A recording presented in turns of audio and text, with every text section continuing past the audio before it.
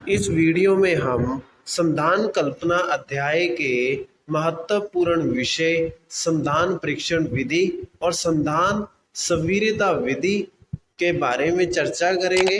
इन विषयों को अच्छे से जानने और समझने के लिए वीडियो को अंत तक जरूर देखिएगा। संधान परीक्षण विधि हेडिंग की व्याख्या में लिखा है, संधान के लगभग एक सप्ताह के बाद पात्र में सुन या बुदबुदे फूटने जैसी हल्की हल्की आवाज आना शुरू हो जाती है, लेकिन यह आवाज पात्र के बिल्कुल नजदीक से सुनने पर ज्ञात होती है, जिसका कारण किण्वीकरण के प्रारंभ में CO2 गैस का बनना बताया जाता है।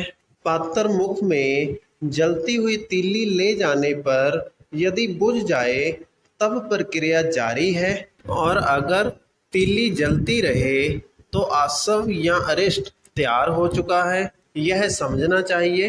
किण्वीकरण क्रिया समाप्त होने पर ऑक्सीजन गैस की स्थिति होने से तीली जलती रहती है। इस हेडिंग की व्याख्या का अर्थ ये है कि संधान कल्पना के लिए किसी पात्र के अंदर रखी गई औषधि को संधान प्रक्रिया शुरू होने के एक हफ्ते बाद देखा जाए तो उस पात्र में से हल्की हल्की बुदबुदे फूटने जैसी आवाज आना शुरू हो जाती है, मगर ये हल्की हल्की आने वाली आवाज पात्र के मुख के बिल्कुल नजदीक से सुनने पर ही महसूस होती है।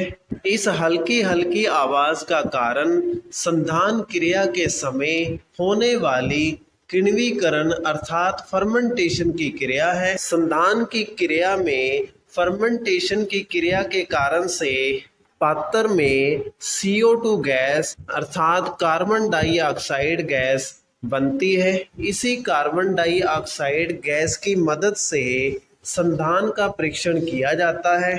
इस संधान परीक्षण के लिए जलती हुई तीली का प्रयोग किया जाता है। संधान परीक्षण करने के लिए इस जलती हुई तीली को संधान विधि वाले पात्र के मुख के अंदर ले जाया जाता है। अगर ये जलती हुई तीली बुझ जाए तो इसका अर्थ ये है कि संधान प्रक्रिया अभी लगातार जारी है। संधान क्रिया जारी होने के कारण से पात्र में से CO2 गैस उत्पन्न होती है, जिसके कारण से ये जलती हुई तीली बुझ जाती है।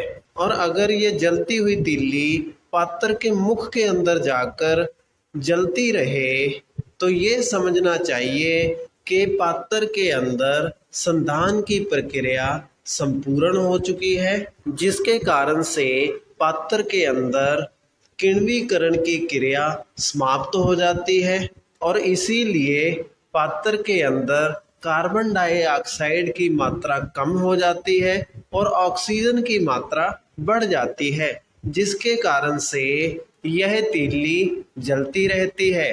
तो इस प्रकार से संधान परीक्षण विधि को किया जाता है। इसके बाद अगला हेडिंग सवीरता विधि का है, जिसकी व्याख्या आचार्य शार्ंगधर के द्वारा लिखे गए श्लोक के अनुसार की गई है। इस हेडिंग की व्याख्या में लिखा है कि आसव अरिष्ट जितने पुराने हों उतने अधिक गुणकारी होते हैं। इस व्याख्या का अर्थ ये हुआ कि आसव और अरिष्ट की कोई वैलिडिटी या एक्सपायरी डेट नहीं होती, और यह आसव और अरिष्ट बनने के बाद जितने पुराने होते जाते हैं उतने ही ज़्यादा गुणकारी होते हैं। तो इसी के साथ हमारी आज की वीडियो का टॉपिक यहीं पर समाप्त होता है। अगर आपको वीडियो अच्छा लगा तो वीडियो को लाइक करें और इसी प्रकार से आयुर्वेद से संबंधित वीडियोस प्राप्त करने के लिए हमारे चैनल को सब्सक्राइब करें।